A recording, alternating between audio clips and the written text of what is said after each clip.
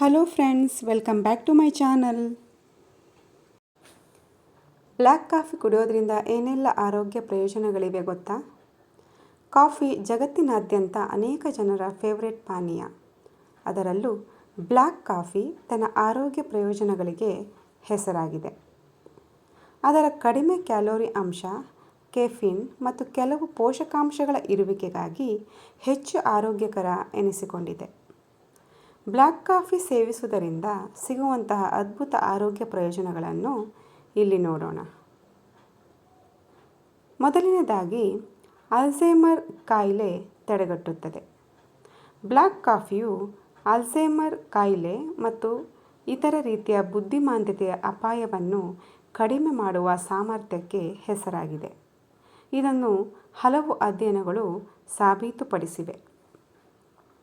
ಮಧ್ಯ ವಯಸ್ಸಿನ ವ್ಯಕ್ತಿಗಳನ್ನು ಒಳಗೊಂಡಿರುವ ಒಂದು ಅಧ್ಯಯನವು ಪ್ರತಿದಿನ 3ರಿಂದ 4 ಕಪ್ ಕಾಫಿಯನ್ನು ಸೇವಿಸುವವರಲ್ಲಿ ಬುದ್ಧಿಮಾಂದ್ಯತೆಯನ್ನು ಅಭಿವೃದ್ಧಿಪಡಿಸುವ ಅಪಾಯ 65% ಕಡಿಮೆ ಎಂದು ಬಹಿರಂಗಪಡಿಸಿದೆ. ಆದಾಗ್ಯೂ, ಮಿತಿ ಮೀರಿದ ಕಾಫಿ ಸೇವನೆಯ ಅಥವಾ ದಿನಕ್ಕೆ 6 ಕಪ್ಗಿಂತ ಹೆಚ್ಚು ಕಾಫಿ ಕುಡಿದರೆ ಇದಕ್ಕೆ ವಿರುದ್ಧವಾದ ಪರಿಣಾಮವನ್ನು ಕೂಡ ಹೊಂದಬಹುದು. ಹಾಗೆಯೇ ಇದು ಬುದ್ಧಿಮಾಂದ್ಯತೆಯ ಅಪಾಯವನ್ನು 53% ಹೆಚ್ಚಿಸುತ್ತದೆ ಎಂಬುದನ್ನೂ ನೆನಪಿನಲ್ಲಿಡಬೇಕು. ಎರಡನೇದಾಗಿ, ಮನಸ್ಥಿತಿಯನ್ನು ಸುಧಾರಿಸುತ್ತೆ. ಕಾಫಿಯು ತನ್ನಲ್ಲಿರುವ ಉತ್ತೇಜಕ ಗುಣಲಕ್ಷಣಗಳಿಂದ ಚಿತ್ತವರ್ಧಕವಾಗಿ ಕೆಲಸ ಮಾಡುತ್ತದೆ. ಕಾಫಿಯ ಪ್ರಮುಖ ಅಂಶವಾದ ಕೆಫೀನ್ ಕಾರ್ಯಕ್ಷಮತೆ ಮತ್ತು ಶಕ್ತಿಯ ಮಟ್ಟವನ್ನು ಸುಧಾರಿಸುತ್ತದೆ. ಇದು ಆಯಾಸದ ಭಾವನೆಗಳನ್ನು ಕಡಿಮೆ ಮಾಡುತ್ತದೆ. ಇದಲ್ಲದೆ, ನಿಯಮಿತ ಕಾಫಿ ಸೇವನೆಯು ವಿಶೇಷವಾಗಿ ಖಿನ್ನತೆಯ ಅಪಾಯವನ್ನು ಕಡಿಮೆ ಮಾಡಬಹುದು ಎಂದು ಅಧ್ಯಯನಗಳು ಸೂಚಿಸುತ್ತವೆ. ಮೂರನೆಯದು, ತೂಕ ನಿರ್ವಹಣೆಗೆ ಸಹಕಾರಿ. ಪುರಾವೆಗಳು ಬಲವಾಗಿರದಿದ್ದರೂ ಕಾಫಿಯಲ್ಲಿರುವ ಕೆಫೀನ್ ತೂಕ ನಿಯಂತ್ರಣದಲ್ಲಿ ಸಹಾಯ ಮಾಡುತ್ತವೆ ಎಂಬ ವರದಿಗಳಿವೆ. ಕಾಫಿ ಮತ್ತು ಟೀ ಸೇವನೆಯನ್ನು ಕಡಿಮೆ ಮಾಡುವವರಿಗೆ ಹೋಲಿಸಿದರೆ ಹೆಚ್ಚು ಕೆಫೀನ್ ಹೊಂದಿರುವ ಪಾನೀಯಗಳನ್ನು ಸೇವಿಸುವ ವ್ಯಕ್ತಿಗಳು ತೂಕವನ್ನು ಹೆಚ್ಚಿಸುವ ಸಾಧ್ಯತೆ ಸ್ವಲ್ಪ ಕಡಿಮೆ ಎಂದು ಒಂದು ಅಧ್ಯಯನವು ಕಂಡುಹಿಡಿದಿದೆ.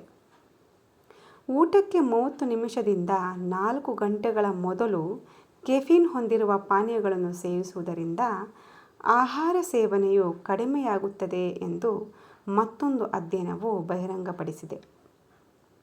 ನಾಲ್ಕನೆಯದು, ಲಿವರ್ ಸಿರೋಸಿಸ್ ಅಪಾಯ ಕಡಿಮೆ ಮಾಡುತ್ತದೆ. ಕಾಫಿ ಸೇವನೆಯು ಸಿರೋಸಿಸ್ನ ಅಪಾಯವನ್ನು ಕಡಿಮೆ ಮಾಡಬಹುದು. ಇದು ಕೊನೆಯ ಹಂತದ ಯಕೃತ್ತಿನ ಕಾಯಿಲೆಯಾಗಿದೆ. ಪ್ರತಿದಿನ 4 ಅಥವಾ ಅದಕ್ಕಿಂತ ಹೆಚ್ಚು ಕಪ್ ಕಾಫಿ ಕುಡಿಯುವುದರಿಂದ 80% ಸಿರೋಸಿಸ್ ಅಪಾಯವನ್ನು ಕಡಿಮೆ ಮಾಡಬಹುದು ಎಂದು ಸಂಶೋಧನೆ ಸೂಚಿಸುತ್ತದೆ. ಇದಲ್ಲದೆ, ನಿಯಮಿತ ಕಾಫಿ ಸೇವನೆಯೊಂದಿಗೆ ಆಲ್ಕೋಹಾಲ್ ಯುಕ್ತವಲ್ಲದ ಸಿರೋಸಿಸ್ ಅಪಾಯವನ್ನು 30% ಕಡಿಮೆ ಮಾಡಬಹುದು. ಐದನೆಯದು, ಖಿನ್ನತೆ ಕಡಿಮೆ ಮಾಡುತ್ತದೆ. ಕಾಫಿಯು ಮೆದುಳಿನಲ್ಲಿ ಸಿರೊಟೋನಿನ್ ಮತ್ತು ಡೋಪಮೈನ್ ಮಟ್ಟವನ್ನು ಹೆಚ್ಚಿಸುವ ಸಾಮರ್ಥ್ಯ ಹೊಂದಿದೆ. ಇವು ನಮ್ಮ ಮನಸ್ಥಿತಿಯನ್ನು ನಿಯಂತ್ರಿಸುವಲ್ಲಿ, ಖಿನ್ನತೆಯ ಭಾವನೆಗಳನ್ನು ಕಡಿಮೆ ಮಾಡುವಲ್ಲಿ ಮತ್ತು ಒಂಟಿತನದ ಲಕ್ಷಣಗಳನ್ನು ನಿವಾರಿಸುವಲ್ಲಿ ಪ್ರಮುಖ ಪಾತ್ರವನ್ನು ವಹಿಸುತ್ತವೆ.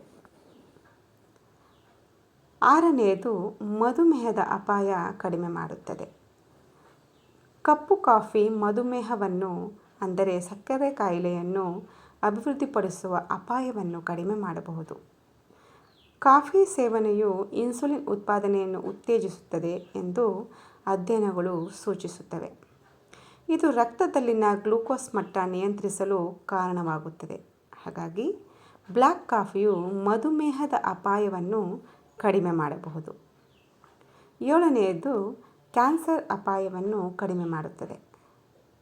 ಕಾಫಿ ಸೇವನೆಯು ಸ್ತನ ಮತ್ತು ಯಕೃತ್ತಿನ ಕ್ಯಾನ್ಸರ್ ಸೇರಿದಂತೆ ಕೆಲವು ರೀತಿಯ ಕ್ಯಾನ್ಸರ್ ಅಪಾಯವನ್ನು ಕಡಿಮೆ ಮಾಡುತ್ತದೆ ಎಂದು ಹಲವು ಅಧ್ಯಯನಗಳು ಹೇಳುತ್ತವೆ. ಕಾಫಿಯಲ್ಲಿರುವ ಉತ್ಕರ್ಷಣ ನಿರೋಧಕಗಳು ಇದಕ್ಕೆ ಕಾರಣ ಎಂಬುದಾಗಿ ತಜ್ಞರು ಹೇಳುತ್ತಾರೆ. ಒಟ್ಟಾರೆಯಾಗಿ ಬ್ಲ್ಯಾಕ್ ಕಾಫಿ ಪೌಷ್ಟಿಕ ಪಾನೀಯವಾಗಿದ್ದು ಅದು ಸಾಕಷ್ಟು ಆರೋಗ್ಯ ಪ್ರಯೋಜನಗಳನ್ನು ನೀಡುತ್ತದೆ. ಆದಾಗ್ಯೂ ಕಾಫಿ ಸೇವನೆಯ ಪ್ರಮಾಣದ ಮೇಲೆ ನಿಗಾ ವಹಿಸುವುದು ಮುಖ್ಯ. ಪ್ರತಿದಿನ 1 ಕಪ್ ಅಥವಾ 2 ಕಪ್ ಕಾಫಿಯನ್ನು ಆನಂದಿಸುವುದು ಆರೋಗ್ಯಕರ ಜೀವನ ಶೈಲಿಯ ಭಾಗವಾಗಿದೆ ಎಂಬುದನ್ನು ನೆನಪಿಡಿ.